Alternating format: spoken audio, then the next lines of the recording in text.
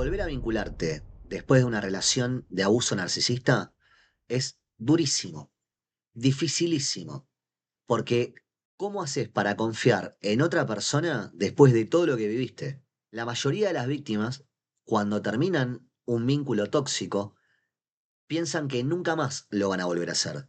Le bajan la persiana a cualquier tipo de relación a futuro con otra persona.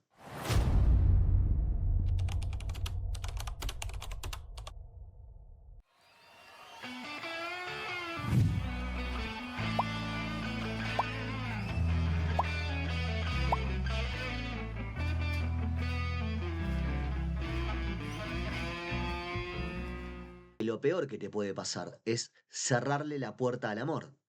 ¿Por qué? Porque a mí me gusta pensar que uno sana a partir de vínculos saludables, ¿sí? Que es importante saber estar solo y hacer ese duelo por los ideales que uno tuvo, que uno construyó, ¿sí?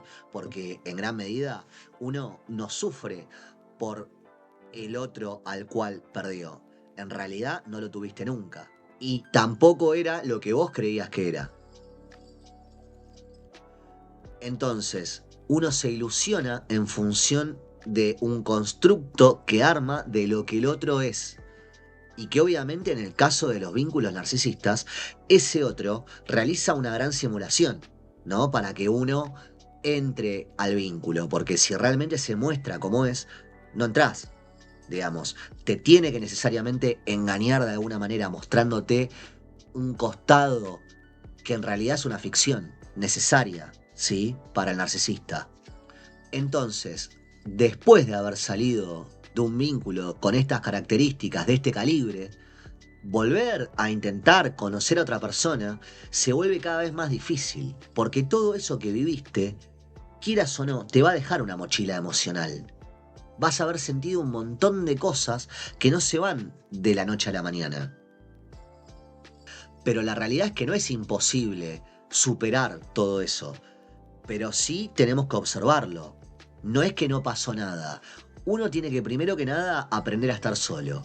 ¿Por qué? Porque si vos salís corriendo a buscar al primero que se cruza para aliviar una herida, elegís desde la carencia, desde la falta, desde el miedo a estar solo, ¿sí? Ahí es donde se comete el error más grave, porque generalmente va a haber una tendencia a repetir los mismos patrones, a buscar intensidad rápido, en vez de consolidar un vínculo a largo plazo, conociendo al otro, poniendo límites, ¿sí? Saludables. Y muchas veces la víctima piensa que es una persona obsesiva. ¿Por qué? Porque al haber estado en un estado de hipervigilancia durante tanto tiempo, porque el narcisista mentía o hacía cosas que no correspondían, entonces uno queda en esa posición de que te vas acostumbrando a esperar lo peor y no es una obsesión, sino que realmente fue lo que te permitió intentar sobrevivir durante mucho tiempo. Pero ¿qué pasa? Hoy vos expandiste tu conciencia a partir de un proceso de aprendizaje que tiene que ver con lo que viviste por un lado y también con toda la información que recibiste desde el primer momento que empezaste a escuchar gente formada que te habla de una patología que parece ser nueva, pero que en realidad no lo es. Por eso, la clave más importante de todas es aprender a estar solo para no salir a buscar a otra persona desde la carencia, desde la falta y desde el miedo. Ni tampoco comerse la presión social de terceros que te apuran y que te dicen cosas como ¿y para cuándo un novio? O te preguntan si todavía no lo superaste. La gente común no suele entender lo que uno vive en un vínculo traumático de estas características. Si no pasaste por ese lugar, digan lo que te digan, no lo vas a entender. No es algo simple, es como que venga una persona víctima de una violación y trate de explicártelo. Digo, uno podría llegar virtualmente a comprender cognitivamente hablando, pero lo que realmente esa persona vivió es otro nivel, ¿sí? Está en otra dimensión. Entonces, muchas veces nos va a pesar que del otro lado alguien te diga algo como que ya deberías haber superado tu situación, emocionalmente hablando, Y la realidad es que ni te gastes dando explicaciones ni nada, porque la gente normalmente no entiende de qué se trata esto, ¿sí? Por eso cuando se habla de trauma complejo, es porque no es una pavada, no es algo que en 2 días se pasa como un vínculo tradicional, ¿sí? Que tampoco se pasa en 2 días. Digo, la persona que realmente amó tarda en hacer un duelo de las expectativas que se tenían, de las ilusiones, ¿sí? Y de que muchas veces pensamos que la persona que tenés enfrente es algo que no es. Y la caída de la máscara narcisista suele ser algo brutal. Es muy fuerte para la víctima que termina teniendo que reconfigurar la imagen mental que tenía del otro y que eso no se hace de la noche a la mañana, porque además opera la disonancia cognitiva. Esa persona no fue mala todo el tiempo y a vos te cuesta verla como realmente era. Es decir, quédate con la imagen del final porque esa es la más genuina, pero en realidad tu mente compró la imagen del principio, la del love bombing.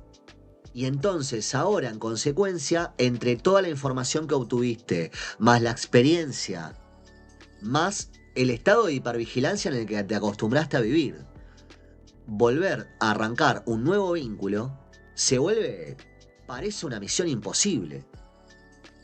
Pero la realidad es que no lo es. Simplemente que quedamos configurados de una manera que es muy nefasta para volver a confiar en una nueva persona. Pero no es todo negativo, porque realmente todo ese aprendizaje te permite anular una cierta mirada ingenua que uno tiene previa al vínculo con un narcisista. ¿Por qué? Porque el neurotípico no se puede ni imaginar que la otra persona busca despertarte reacciones porque lo usa como un suministro emocional externo, como un regulador emocional externo, ¿sí? Y que le permite sentirse superior. Una persona normal no puede imaginarse que el otro está haciendo algo así. Entonces, no te lo podés ni imaginar cómo lo vas a poder predecir en el otro. ¿Sí? Cuando se dan situaciones como por ejemplo en el sabotaje narcisista, pasa lo mismo. La víctima no se puede ni imaginar que lo que hace el narcisista sea a propósito. Entonces parecen sumatorias de errores, pero que con el tiempo te vas dando cuenta que son totalmente calculados y que son tendientes al mismo fin, que es hacerte un daño, que vos no estés en tu mejor versión, para que no te puedas ir o poner límites, ¿sí? Ni ser un mal espejo, ¿no? Porque recordemos que estas personas viven el vínculo como una competencia. Y si vos estás en tu mejor versión de vos mismo, ellas se sienten menos. Entonces, primero es aprender a estar solos, ¿sí? A no salir corriendo a buscar desde la necesidad. Y segundo es entender que es normal que al principio estemos en un estado de hipervigilancia, que es el que teníamos cuando salimos del vínculo anterior. Y que nos acostumbramos a estar en ese estado. Y que es lógico para lo que uno vivió, pero tenemos que tratar de no trasladarlo al nuevo vínculo, ¿sí? Ni sentirnos culpables como que uno es un obsesivo por esto. No, no, no, no, no tiene que ver con eso, ¿sí? Tiene que ver con un proceso donde uno poco a poco va sanando a partir también del nuevo vínculo. Porque volver a confiar también es un desafío para uno, si no solo depende del otro.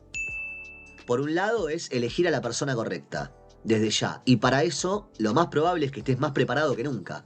Porque aprendiste muchísimo. Cosas que antes no sabías y que reconfiguraron tu mirada sobre las personas que te rodean. Y no te digo esto para que te transformes en un depredador, en un empático oscuro. No, no, no. Lo que quiero decir es, dale todo eso que tenés a la persona indicada y ahí ganan los dos. Dale todo lo que tenés a la persona no indicada y vas a perder seguro. Entonces, todo eso que aprendiste te va a ayudar a elegir mejor para no repetir patrones. Ahí está la clave. Pero hay que saber distinguir cuando uno vive ansiógenamente situaciones del presente por lo que vivió en el pasado. ¿Qué te quiero decir? Si tu pareja te engañaba, te mentía, ¿sí? Ahora vos vas a estar esperando muy probablemente que ese otro haga lo mismo. ¿Por qué? Porque aprendiste a vivir con eso. Tu mente está configurada esperando ver eso nuevamente. Y como estás en un estado de hipervigilancia constante, la realidad es que si vos trasladás eso al nuevo vínculo, muy probablemente generes una profecía autocumplida. Vas a terminar haciendo que esa persona o se canse o se aleje por un estado emocional tuyo, pero que no viene de ahora, que viene del vínculo anterior que tuviste. Es decir, que la nueva persona no pague lo que hizo la anterior, que no herede todo eso. Y por eso es el punto número uno, que es aprender a estar solo. ¿Sí? Pero sí, desde ya lo que te digo es que acá lo que uno tiene que empezar a observar es si esa nueva persona que entró a tu vida o que está entrando en tu vida respeta límites.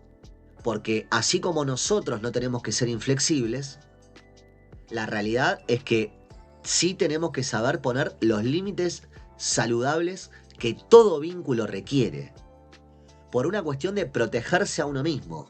Y la reacción de esa persona frente a tus límites es una de las claves para saber a quién tenés enfrente. Porque no es lo que la gente dice, es lo que las personas hacen. Otra de las claves importantísimas es si cuando vos conversás con esa persona, toda la conversación gira en torno a ella. Y cuando vuelve a vos, es un espacio de tiempo muy breve y automáticamente esa persona vuelve a hablar de sí misma. ¿Por qué es importante? Porque si al otro no le importa lo que vos tenés para decir o lo que vos sentís y toda la conversación gira en torno a sí misma, te está diciendo que tiene un ego muy grande y que vos no le interesás. Eso es una de las claves a tener en cuenta y se ve en la primera cita. Pero esta, para mí, es fundamental. Y es que si esa persona habla de todos sus vínculos anteriores como los responsables de situaciones nefastas de la cual ella fue víctima, y no percibís una autocrítica, y siempre está en ese lugar de víctima donde las cosas le ocurrieron sin que ella haya tenido nada que ver, y lo ves como un patrón sistemático cada vez que te habla de vínculos anteriores, bueno, ahí tenés que tener muchísimo cuidado, porque cuando la persona se presenta como una víctima donde no tiene nada que ver con las cosas que le pasaron, generalmente hay una distorsión grande de lo ocurrido. Por otro lado, vos no podés esperar de la noche a la mañana tener un vínculo como el que tuviste antes, porque esa intensidad no es normal. Es intensidad, no es amor. El amor se cocina a fuego lento, no es algo que de la noche a la mañana se construye, ¿sí? Requiere confianza, respeto mutuo, reciprocidad en el vínculo, ¿sí? No es algo que se obtiene en 2 semanas. A veces uno tiende a apurarse, a querer hacer encajar al otro dentro de nuestras pretensiones, ¿sí? Y ahí es donde más idealizamos. Y cuando idealizás al otro, estás volcando sobre esa persona todos tus deseos, estás haciendo una proyección de lo que vos querés en el otro, ¿sí? Y la realidad es que no es algo que te convenga, porque mientras más idealizás, más lejos de la realidad estás. Y tarde o temprano, la realidad se presenta y te golpea durísimo, como ya te pasó antes. Y mientras menos tiempo pasa en un vínculo, más idealizada tenés a esa persona, ¿sí? Porque menos tiempo de observarla tuviste. Entonces, tomarse un tiempo lógico y prudencial para conocerte de a poco con una nueva persona es clave para no idealizarla y ver si respeta tus tiempos. ¿Qué te quiero decir con esto? Ni te entregues de lleno en un primer momento, ni dejes de abrirte como un extremo producto de lo que viviste. ¿sí?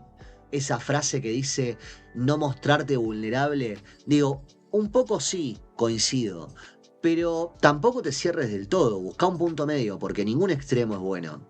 Hay que tratar de equilibrar emocionalmente lo que uno siente, porque tenemos que ser conscientes de dónde venimos y qué es lo que queremos construir. Una de las cosas que siempre escriben las víctimas de abuso narcisista, o prácticamente siempre lo describen, es esto de que les cuesta tolerar la calma. ¿Y por qué pasa esto? Porque el cerebro se acostumbra a los altibajos y vos ya estás configurado para vivir un vínculo con ese tipo de intensidad, con ese nivel de intensidad propio de un vínculo patológico tóxico, ¿sí?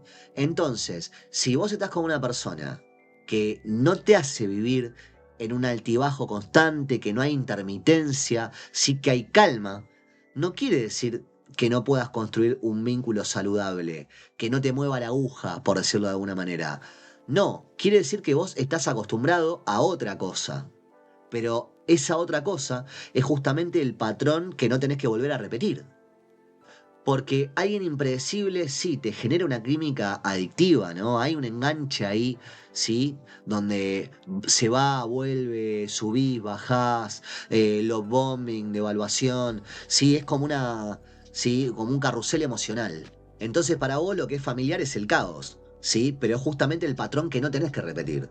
¿Qué te quiero decir? Que la paz, la calma, se puede sentir rara, extraña al principio si no aprendiste que es por ahí.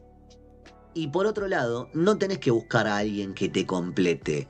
Vos ya estás completo o completa, ¿sí? El mito de la media naranja es una idea social, un constructo, ¿sí? Un imaginario que nos venden y que después termina siendo nefasto, porque uno no necesita necesariamente al otro para estar completo, porque si no aparece nadie, vos sos totalmente capaz de estar solo o sola. Y ahí está la fuerza y lo que te va a volver realmente magnético a la hora de que alguien te elija. No mostrarte desesperado desde la necesidad y desde la ansiedad de no querer quedarte solo por miedo.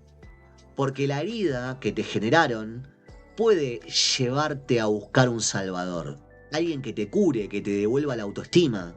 Pero ninguna relación saludable se construye desde ahí. Una nueva pareja no tiene que ser la recuperación.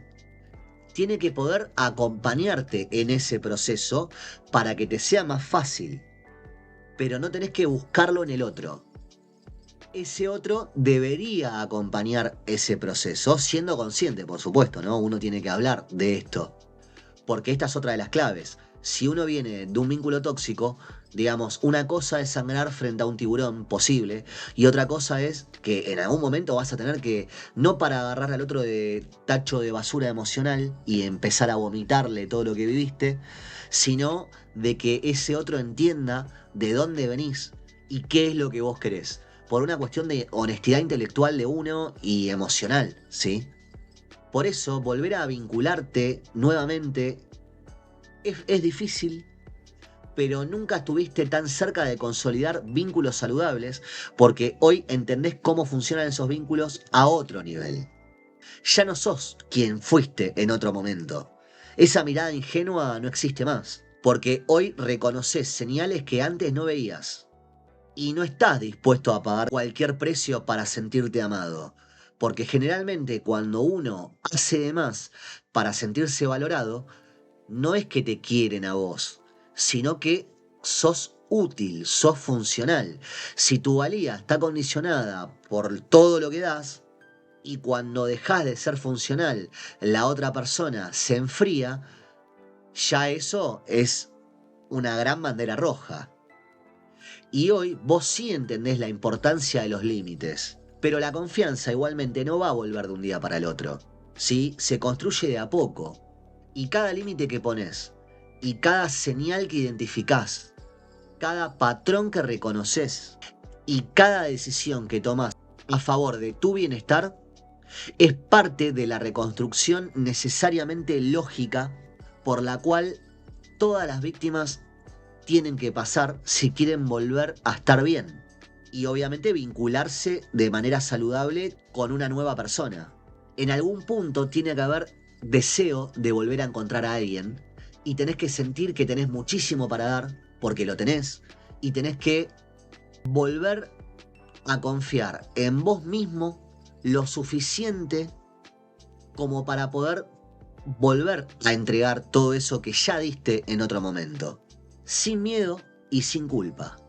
Si este video te resonó, guardalo para volver cuando lo necesites. Y si estás pasando por esto ahora mismo, déjamelo en los comentarios, a ver cómo te está yendo, yo leo todo. Y suscríbete, porque así podés seguir aprendiendo sobre el vínculo que viviste y la recuperación psicológica que necesitas. Porque aprender lo que te pasó es lo que va a evitar que vuelvas a repetir los mismos patrones. Y si querés profundizar con sesiones 1 a 1, en la descripción te dejo el link. Hasta el próximo video y te mando un abrazo.